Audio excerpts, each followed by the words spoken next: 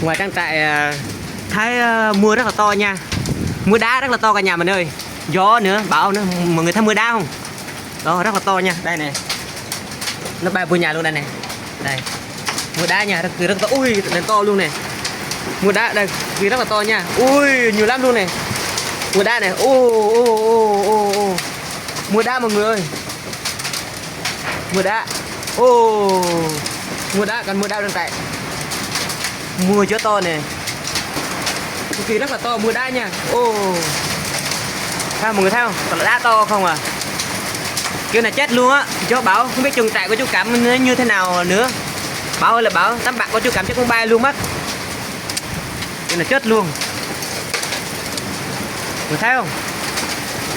Cực kỳ rất là to. Ui.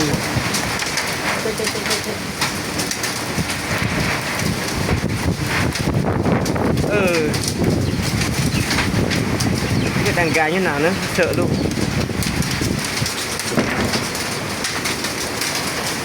Cửa lại.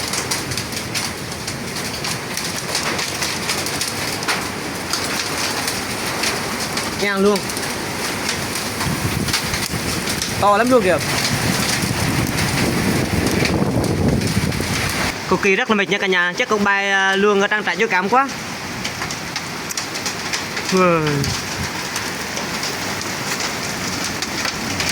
Không biết mưa gì mà to như thế này luôn à. Bão mọi người thấy không? Cực kỳ rất là to. Đó, mọi người thấy không?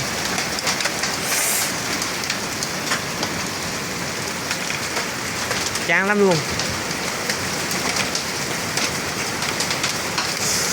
Lắm. Không biết đàn gà có chú Cảm ở dưới xa. Và đây là hậu quả của việc mưa to nha cả nhà mình ơi. Nó tràn tới đây luôn.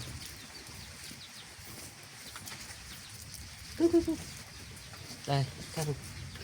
Con bờ rồ của chú Cảm bể luôn nè. Này. Từ mưa to quá. Bể con bờ rồ luôn này.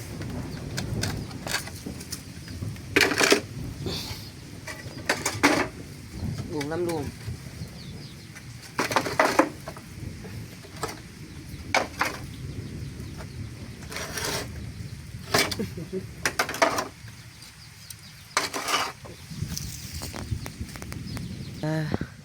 Tấm bạc gà con kìa. Con có bị sao không kìa. Đổ hết tùm lum tùm lua hết.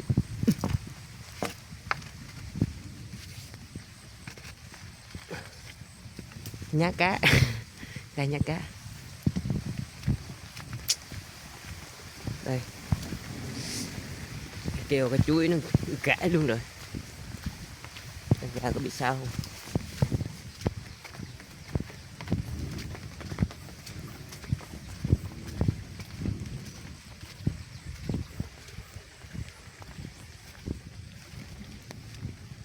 Kéo nó gãy tới đây luôn rồi.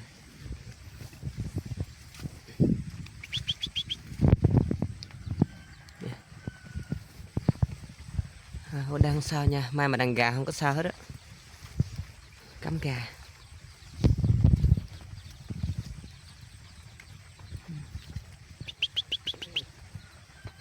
Đàn gà không sao, ok.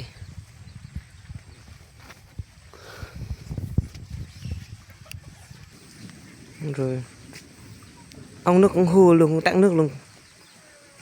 Chán. Đây. Và đây là trong đây chú Cảm để gà con nha. Cảm ơn để kèo thì như thế này đây. Uống quăng quẹo luôn. Đây. Kiểu này chết hết á.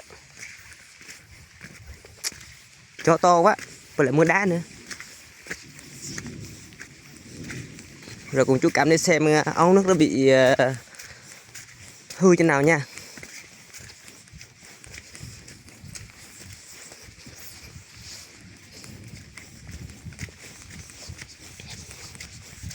Đây sạch lớn này. Ở đây này. Cá chuối gãy luôn rồi. Chó gì mà to dữ trời. Trang thật đấy chứ.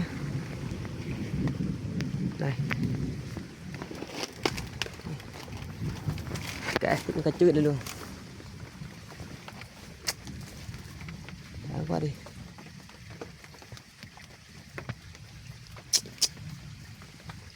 Chết.